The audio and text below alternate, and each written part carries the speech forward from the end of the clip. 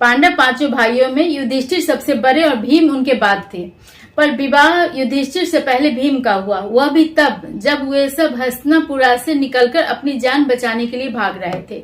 यह विवाह इसलिए भी महत्वपूर्ण है कि इसी विवाह से उन्हें घटोत्कच नामक पुत्र हुआ, जिसने आगे चलकर पांडवों की बड़ी मदद की। उसके नेतृत्व में राक्षसों की एक सेना महाभारत के युद्ध में पांडवों की ओर से भी लड़ी थी। हालांकि घटोत्कच भी इस युद्ध में मारा गया, पर उसकी मृत्यु के कारण अर्जुन के प्राण बच सके। तो क्या है भीम के इस विवाह की कहानी? हुआ यह कि पांडवों की बढ़ती लोकप्रियता से परेशान होकर दुर्योधन ने उन्हें उनकी माता के साथ लक्षागृह में जलाकर ऐसे मार डालना चाहा ताकि लोग इसे एक्सीडेंट समझे। लेकिन विदुर जी की सूझबूझ और सहायता से पांडव बच गए। हालांकि लोगों ने उन्हें मरा हुआ मान लिया, लेकिन पांडव और विदुर जी जानते थे कि इसमें पांडव कमजोर थे। अगर दुर्योधन को उनके जीवित होने का पता चलता तो उसके गुप्तचर कभी भी चुपके से उन लोगों की हत्या कर सकते थे। इसलिए उन लोगों ने समय अनुकूल हो जाने तक छुपकर रहने का निश्चय किया। यही सोचकर वारणावत के लक्षागृह से सुरंग द्वारा निकलकर कुंती, युधिष्ठिर, भीम, अर्जुन, नकुल और सहदेव गंगा तट पर आ गए। विदुर जी द्वारा भेजे गए नाव से उन्होंने गंगा पार कर लिया। इसके बाद रात में ही दक्षिण दिशा की ओर चलने लगे। चलते चलते वे सब गहन वन में पहुंच गए। अब तक वे सभी बहुत थक गए थे, भूख प्यास भी लगी हुई थी। आगे का रास्ता अनजान था। उन्हें यह भी पता नहीं था कि लक्षागृह में पुरोचन मर गया या जिंदा बचा। भीलनी और उसके बेटों की मृत्यु के विषय में भी उन्हें कुछ पता नहीं था, जिसके सबको लोगों ने कुंती और पांचों पांडवों का शब्द समझ लिया था। वे सब रात भर चलते रहे। सुबह हो गई, पर वे सब जल्दी से जल्दी कहीं सुरक्षित स्थान पर दूर पहुंच जाना चाहते थे।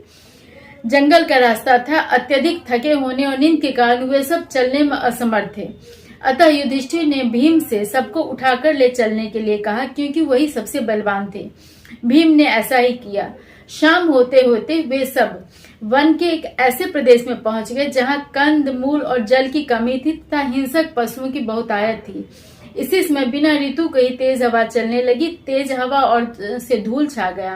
पेड़ों की टहनियां टूट गई। अब और आगे चलना थके भूखे प्यासे पांडवों और कुंती के लिए कठिन हो गया। कुंती को बहुत तेज प्यास लगी थी। वे बेटों से पानी लाने के लिए कहने लगी। उस भयंकर निर्जन वन में एक विशाल पीपल का वृक्ष था। भीम सबको वहीं बैठाकर स्वयं पानी का पता लगाने के लिए चले गए। लगभग 2 कोस दूर उन्हें एक जलाशय मिला। स्वयं पानी पीकर और स्नान कर चादर में वे माता और भाइयों के लिए पानी लेकर आए। यहाँ आकर उन्होंने माता और भाइयों को जमीन पर सोए हुए देखा। यह देखकर उन्हें बहुत दुख हुआ। उन्होंने सोचा सबको विश्राम कर लेने दूं, उठने के बाद वे पानी पिएंगे। तब तक वे सबकी रक्षा करते हुए वहीं बैठ गए। पर जिस पीपल वृक्ष के नीचे कुंती और पांडव थे, वहां से कुछ ही दूरी पर एक वृक्ष के पास हिडिंब नामक एक क्रूर नरभक्षी राक्षस अपनी बहन हिडिंबा के साथ रहता था। वह भूख से व्याकुल था। तभी उसकी नजर पांडवों पर पड़ी। बहुत दिनों बाद अपने मनपसंद नर मांस मिलने से वो बहुत खुश हुआ। उसने अपनी बहन हिडिंबा से कहा, तुम इन सब मनुष्यों को मारकर मेरे पास ले आओ। ये हमारी सीमा में सो रहे हैं, इसलिए डरो नहीं। भाई की बात मानकर हिडिंबा उस स्थान पर गई जहाँ पांडव थे। उसने वहां युधिष्ठिर, अर्जुन, नकुल, सहदेव और कुंती को सोते हुए देखा। भीम जगकर पहरा दे रहे थे। वो भीम को देखकर उनके रूप पर मोहित हो गई। उसने मन ही मन उन्हें अपना उपयुक्त पति मान लिया। हिडिंबा को अपने भाई की बात क्रूरता भरी लगी। मांस के लिए मार डालने से कुछ क्षण का ही सुख मिलता है, लेकिन उनके साथ जीवित रहने से अब बहुत दिनों तक वह सुख भोग सकती थी। ऐसा सोचकर वह सुंदर मानव स्त्री का रूप बनाकर भीम के पास गई और उनसे परिचय पूछा। उन्हें पति बनाने की अपनी इच्छा भी उसने बता दिया। साथ ही यह भी बताया कि उसका भाई हिडिंब राक्षस उनका मांस खाना चाहता था। भीम ने सोए हुए लोगों को अपना भाई और माता के रूप में उनका परिचय दिया। वह हिडिंबा के कहे अनुसार न तो सोए हुए अपने भाई और माता को छोड़कर कहीं और जाने के लिए तैयार हुई, न ही राक्षस से डरे। वह उसे विवाह के लिए भी तैयार नहीं थी, क्योंकि उनके भाई का विवाह अभी नहीं हुआ था। उन्होंने हिडिंबा से अपने भाई हिडिंब को भेज देने के लिए कहा। इधर जब हिडिंबा को गए बहुत देर हो गए, तब हिडिंब स्वयं वहां आ गया। अपने भाई को आता हुआ देखकर हिडिंबा भीम के जीवन के लिए डर गई। उसमें आकाश मार्ग से चलने की शक्ति थी। वह बहुत शक्तिशाली भी थी। इसलिए उसने भीम से अपने कंधे पर सवार होकर भाग चलने के लिए आग्रह किया, ताकि उसका भाई उन्हें मार ना सके। वह उनके भाइयों और माता को भी बचाकर साथ ले जाने के लिए तैयार थी। लेकिन भीम ने उसे सांत्वना देते हुए कहा कि राक्षस से डरने की उन्हें कोई जरूरत नहीं है, मनुष्य होकर भी वह राक्षस से जीत सकते थे। भीम की ये बातें अभी खत्म भी नहीं हुई थी कि हिडिंब वहां आ गया। उसने भीम की बातें सुन ली, साथ ही वह अपनी बहन का मानवोचित सुंदर रूप देखकर समझ गया कि वह किसी का वरण कर चुकी है।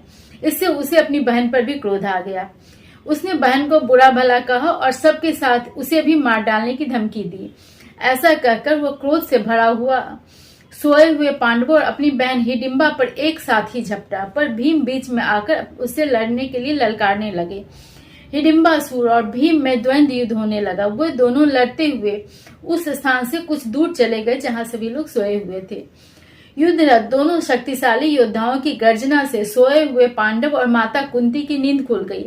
सामने सुंदर रूप वाली हिडिंबा को देखकर वे आश्चर्यचकित हो गए। पूछने पर हिडिंबा ने सारी बात बता दी, साथ ही यह भी कहा कि उसने भीम का अपने पति के रूप में वरण कर लिया है। भाइयों को जब भीम और हिडिंब के युद्ध का पता चला तो वे भी भीम की सहायता करने आए, लेकिन भीम ने सबको रोक दिया। इस द्वंद्व युद्ध में हिडिंबा भीम के हाथों मारा गया। इस समय तक सुबह होने वाली थी। सब वहां से शीघ्र ही निकल जाना चाहते थे ताकि दुर्योधन के गुप्तचरों को उनका पता न चल सके। जब वह सब चल पड़े तब राक्षसी हिडिंबा भी उनके साथ ही हो ली। कुछ दूर जाने के बाद उसने कुंती और युधिष्ठिर को प्रणाम कर फिर सबके सामने ही भीम से विवाह के लिए कहा। इस पर भीम ने क्रोध कर कहा, राक्षस मोहिनी माया का आश्रय लेकर बहुत दिनों तक वैर का स्मरण रखते हैं, अतः तू भी अपने भाई के मार्ग पर चली जा। लेकिन युधिष्ठिर ने उनका क्रोध शांत करा और स्त्री वध अनुचित बताकर रोका। उन्होंने यह भी कहा कि हिडिंब पांडवों को मारना चाहता था, इसलिए उसका वध उचित था, लेकिन उसकी बहन हिडिंबा तो निर्दोष थी। उसने किसी का कुछ अहित नहीं किया था। उसका दोष मात्र इतना था कि वो भीम से प्रेम करने लगी थी और उनसे विवाह करना चाहती थी, केवल इसलिए उसका वध अनुचित होता। इधर हिडिंबा ने भीम से विवाह की अनुमति देने के लिए कुंती से भी निवेदन किया। उसने कहा कि भीम के बिना वह जीवित नहीं रहेगी। उसने कुंती से कहा, मुझे अपने इस पुत्र जो कि मेरे मनोनीत पति हैं से मिलने का अवसर दीजिए। मैं स्वामी को लेकर अभी इस स्थान पर चली जाऊंगी और पुनः निश्चित समय पर उन्हें आपके पास ले आऊंगी। आप मेरा विश्वास कीजिए, आप जब भी मन से मेरा स्मरण करेंगी, मैं उपस्थित होकर आप लोगों को अपनी पीठ पर बैठाकर आकाश मार्ग से जहाँ भी आपको जाना होगा पहुँचा दिया करूंगी जल्दी से। हिडिंबा ने अपना नाम साल कटंकटी भी बताया। उसने धर्म शास्त्रों और तर्क की अनेक बातें कहकर उनसे भीम से विवाह की अनुमति मांगी। साथ ही उनकी सहायता करने के लिए भी यह भी बताया कि वहां से थोड़ी दूर पर ही एक मनोरम सरोवर था। वहां स्नान कर वृक्ष के नीचे वे लोग आराम कर सकते थे। वहीं व्यास जी उनसे मिलने आएंगे, क्योंकि लाक्षागृह वाली बात उन्हें दिव्य दृष्टि से पता चल चुका था। हिडिंबा की ये बातें सुनकर कुंती युधिष्ठिर से बोली कि यह राक्षसी धर्मानुकूल बातें कह रही हैं। अगर भीम के प्रति उसका मन दूषित भी हो और वह उनका बुरा करना भी चाहे तो भीम इतने शक्तिशाली थे कि उनका वह कुछ बिगाड़ नहीं सकती थी। इसलिए भीम को कुछ समय तक उनके साथ भेजने में कोई दोष नहीं था। इस पर युधिष्ठिर ने हिडिंबा के समक्ष यह शर्त रखा कि वह भीम के साथ दिन में चाहे जहां जाए, लेकिन रात को वह उन्हें अपने भाइयों और माता के पास पहुंचा दे। साथ ही जब उनके गर्भ हो जाए तब वह भीम को अपने भाइयों के पास भेज देगी। इस शर्त का कारण यह था कि भीम हिडिंबा के भाई को मार चुके थे। वह भाई का बदला लेने का प्रयत्न कर सकती थी, फिर राक्षस की शक्ति रात को बढ़ जाती है, इसलिए भीम की सुरक्षा सुनिश्चित करना चाहते थे। हिडिंबा ने यह शर्त मान लिया। कुंती ने हिडिंबा को हृदय से लगा लिया। इसके बाद वे सातों लोग चलते हुए हिडिंबा के बताए हुए सरोवर पर पहुंचे और वहां शालिहोत्र मुनि से मिले। इसके बाद कुंती ने भीम से हिडिंबा को पत्नी रूप में स्वीकार करने, उसे एक पुत्र प्रदान करने की आज्ञा अपने और युधिष्ठिर की तरफ से दिया। तदुपरांत भीम और हिडिंबा को वहीं गंधर्व रीति से विवाह हुआ। गंधर्व रीति से विवाह इसलिए हुआ क्योंकि वहां हिडिंबा का कन्यादान करने वाला उसके परिवार की ओर से कोई और नहीं था। विवाह के बाद भीम ने भी हिडिंबा के सामने वही शर्तें रखी जो युधिष्ठिर ने रखी थी। शर्त यह भी थी कि भीम उसके साथ तभी तक रहते जब तक उसे पुत्र नहीं हो जाता। पुत्र हो जाने के बाद वो अपने परिवार के पास वापस आ जाते। हिडिंबा इसके लिए तैयार हो गई। इसके बाद वो अपने पति भीम को लेकर आकाश मार्ग से चली गई। हिडिंबा भीम के साथ अनेक सुंदर स्थानों पर गई। वह सदा मानव स्त्री के समान सुंदर रूप बनाकर भीम की हर प्रकार से सेवा करती थी। समय आने पर इस युगल को एक पुत्र हुआ। मनुष्य पिता से उत्पन्न होने के बावजूद उसका रूप राक्षस की तरह विकराल था, पर वह बहुत ही शक्तिशाली था। उसके सिर में बाल नहीं थे, इसलिए उसकी माता हिडिंबा ने भीम से कहा, इसका घट यानी सिर उत्कच यानी केश रहित है। इस कथन से माता पिता ने उसका नाम ही घटोत्कच रख दिया, यानी कि जिसका सिर बाल रहित हो, केश रहित हो। बाल निकाल से ही घटोत्कच युवक की तरह दिखता था। शीघ्र ही उसने अस्त्र शस्त्रों में कुशलता प्राप्त कर लिया। बेटे के थोड़ा बड़ा हो जाने पर वचन के अनुरूप हिडिंबा भीम को लेकर उसके परिवार के पास लौट आई। घटोत्कच ने सबको प्रणाम किया। पांडव और कुंती उसे देखकर बड़े प्रसन्न हुए। आवश्यकता के समय स्वयं अपने पितृवर्ग की सेवा में उपस्थित होने का वचन देकर घटोत्कच और हिडिंबा वापस उत्तर दिशा की ओर चले गए। घटोत्कच ने अपना वचन पूरा किया। महाभारत का युद्ध या उसके पहले भी जब भी पांडवों ने उससे मदद मांगी, उसने हमेशा उनकी मदद की। यह तो हुआ लक्षागृह से निकलने के बाद। सबसे पहले पांडवों को हिडिंब नामक किस खतरे से निपटना पड़ा और कैसे, इसी कारण भीम का हिडिंबा से विवाह हुआ। लेकिन इसके बाद वे लोग छुपकर कहाँ रहे और कैसे वापस हस्तिनापुर में शक्ति पा सके, ये सारी बातें महाभारत सीरीज के आगे के वीडियो में करेंगे।